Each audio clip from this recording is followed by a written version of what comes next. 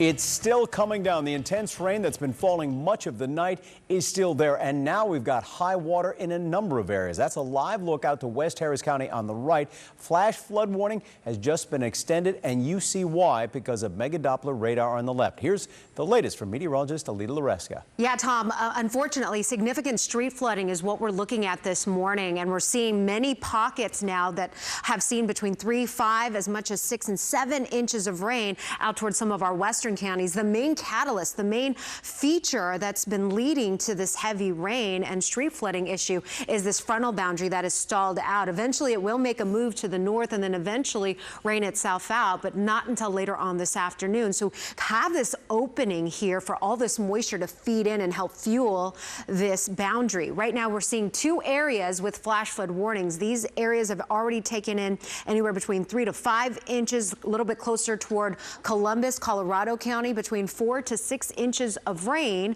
have fallen. Garwood, close to 6 inches being reported there. This is radar estimates. And you can see some heavy pockets as well. Central and northern parts of Fort Bend County along I-10 Katy Freeway, close to 4.5 inches on the northwest side of town where it is still raining. We're not seeing this rain letting up. That's why the National Weather Service has extended that flash flood watch until 10 o'clock. Now, there is a difference between a flash flood watch and a flash flood warning. The warning is more imminent. It is happening right now. So we are advising you to not get out there on the roads right now, at least until these flash flood warnings expire. And the reason for this, we've got reports, some high water spots, cars being stranded because of the streets being flooded. Homes aren't being flooded, but the streets are. These flash flood warnings now has been extended till 9:45. This is Austin, Fort Bend, Harris, and Waller County. We're still seeing some thunder embedded within some of these heavier downpours. Now, this flash flood warning out toward Colorado and Wharton County, it says it expires at 7:15, but I am seeing on the radar just ongoing feeds of moisture, so most likely we will see that being extended as well. Let me widen this out for you. Notice this tail of moisture here that is now tapping in to that frontal boundary, and this is all moving over the same areas that have been dealing with steady rain since last night. Since 10, 11 o'clock last night, we've been dealing with the heavy rain and those strong thunderstorms. A flood advisory, which isn't as severe, but there's still some minor ponding, some high water spots with this flood advisory, and that's impacting Liberty, Montgomery, San Jacinto, and Walker County. So some of our northern counties getting in on the mix. Coastal communities, not bad this morning. You are out of any sort of watches or warnings. But we are starting to see a little bit more activity, especially western sections of Liberty County. Now, with the deluge of rain and storms, notice the bayous and creeks. We've got a couple of areas here that we're monitoring because we have seen these watersheds go out of banks. Just some low-lying flooding right now. Streets are flooded. South Main at Greenhouse Road, as well as Langham Creek at Clay Road. These yellow X's on the board, this means that they're not out of banks, but they're coming near top of banks. This is White Oak Bayou at Jones Road, White Oak Bayou at Lakeview Drive, and down along the Grand Parkway, Buffalo Bayou at Peak Road. So we're going to continue to monitor that for you. Rapid rises in those water levels, and we're noticing that trend. Expect those water levels to continue to trend upwards until we get into the afternoon, when those showers, the heaviest of that rain, now focuses on some of our northern counties, and we finally get a break. The rain doesn't stop there. Tomorrow it's less widespread, but there's still going to be some scattered downpours over those saturated roads. So we're going to have to monitor how the impacts to our roads tomorrow, what the outcome is after today's rains. Catherine. Well, Alita, of course, we are tracking the impact of that rain on your drive this morning, and hopefully you can work from home, have that flexibility. If you do, certainly take advantage of it, because it's not a morning you want to be on the roads, especially while this flash flood warning is in effect. And that really is the message. When we have a flash flood warning, you really should stay off the roadways in general. So here's a look at our maps with the traffic flows, as well as our radar on top of it. And you can see where all that heavy rain is following, continuing to fall over here on the southwest side as well. Let's give you a live look right now, 290 the Northwest Freeway at 43rd Street. We've had several reports of high water along the feeder road here near 290 and Eldridge, so be careful in that area. Some good news, though, the high water that was reported on the 290 direct connector at I-10 and also at Mangum, that has cleared. Some improvement in that location. Southwest Freeway at West Park, we saw those flashes of lightning live here in the background. Traffic is making its way in, and thankfully traffic is light this morning, which certainly is good news. If you must be out on the road, make sure that you're maintaining distance around your car and giving yourself that extra time. It is not a morning where you want to be in a rush. Take a look at this. East Tex Freeway at Cross Timbers. You can see that these cars have slowed down their speeds because that rain is falling so heavily right now that sheets of blinding rain can really make it difficult to see even just a few feet in front of you. An update now on some roads that have seen flooding in the Katy area, also in Fulshire and Simonton. So a couple of roadways where we've had issues in downtown Katy. First Street from East to Avenue D, which is currently impassable, as well as Avenue D, which is flooded, but according to the City of Katy OEM, still passable. I recommend avoiding it, though, altogether if you possibly can. Also, we've had reports of flooding along Cane Island Parkway as well. And not too far from that location, want to send you out live to Courtney Fisher, who's near Mady Creek, giving us a look at Psalms, where there's a lot of high water in that location. Courtney? Yeah, good morning, Catherine. We've been driving around and we have seen it in front of this road may flood sign on our right. That's exactly what's happened here on Psalms Road. But some good news, it really came up to about the tires of these cars. People got out, didn't want to take their chances. I talked to one guy who said, you know, my car still works. I just didn't want to keep pressing my luck. So instead, I got out of it, left it here, called a tow truck.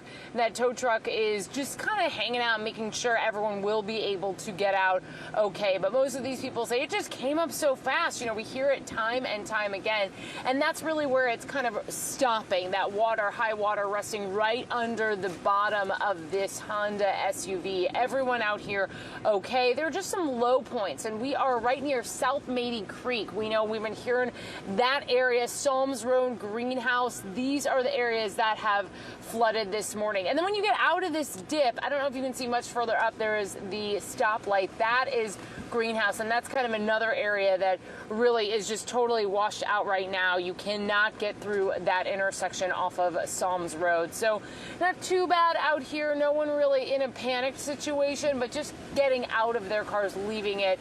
You see this car, this Chrysler, I believe, looks like it's hooked up right now to that tow truck. So possibly some people have needed a tow this morning, but then I don't know if you can see just a little further up, that's Greenhouse. That's the intersection we're also talking about. And I know we can't rotate our cameras, but passing South Mady Creek, it is looking to be a little bit over the banks right now. Look at this huge expanse. I mean, a lot of the area to the right is a field, what looks like a retention pond, but right in front of us, that's road. And right now, it just looks like a big lake. So this part of Psalms at Greenhouse is not passable. You don't see any cars stuck there. Most people have just decided to turn around if they make it through the spot that we just made it through. So that's a look out here. We'll send it back to you.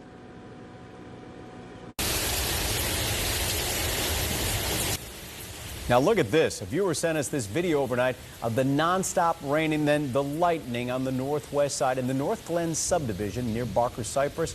That viewer says it has been raining at her home nonstop since 3 o'clock this morning. And now you know why. There are flooded spots. And now look at these photos here. We just received into our newsroom here at ABC 13. A viewer named Ricardo sent us these pictures of flooding in the area of Barker Cypress and Psalms. And you can see even his dog there looking at the flooded parking lot. And then lightning may have sparked this apartment fire in West Harris County. Everyone made it out of that fire okay. Firefighters are investigating the cause, but a woman who lives there believes that lightning started that fire. And lightning is also suspected in this house fire in Provident Oak near Derry Ashford. The man who lives there says it was a bolt of lightning that knocked out his electronics overnight. The homeowner said immediately he had electrical problems. Some lights were fused on, some were off, you know, the TVs were blown out, and you know, there was just multiple damage across the whole house. So it just spread through all the wiring. But everybody got out in time, and the good news is, Alita, no one was hurt in that. But boy, that rain and the lightning continue. Yeah, and unfortunately, we're not done with it yet. Tom, we've got this flash flood watch that has been extended until 10 o'clock this morning. Additional 1 to 3 inches, isolated amounts of up to 5 inches. As I mentioned just moments ago, I am not liking what I'm seeing on the radar. This is the classic training type scenario where you're seeing the same areas over Wharton, Colorado County getting hit by even more moisture feeding into this frontal boundary. We do have an update from the National Weather Service. We do have an extension to that flash flood warning for our friends out toward Colorado, Fort Bend, Jackson, and Wharton County now until 10 o'clock. But we also have that flash flood warning that has also been extended for portions of Harris County, Walker, until, or rather Waller, until 7 or 9:45. These areas have already picked up between 3 to 6 inches of rain. Meanwhile, a flood advisory, so many streets are flooded this morning, but not homes. The hour-by-hour forecast is showing that the rain doesn't quite let up by lunchtime. Widely scattered showers and downpours, and then finally the atmosphere starts to dry out later on this evening. Still some activity well up to our north, so you really have to stay weather aware, be on guard. If you are under an area with a flash flood warning, you want to make sure you stay put. Don't try to head outdoors and get on the roads. All right, thank you, Alita. And now we're going to take you out to Courtney Fisher, who is out on the roads this morning. Courtney, once again, good morning.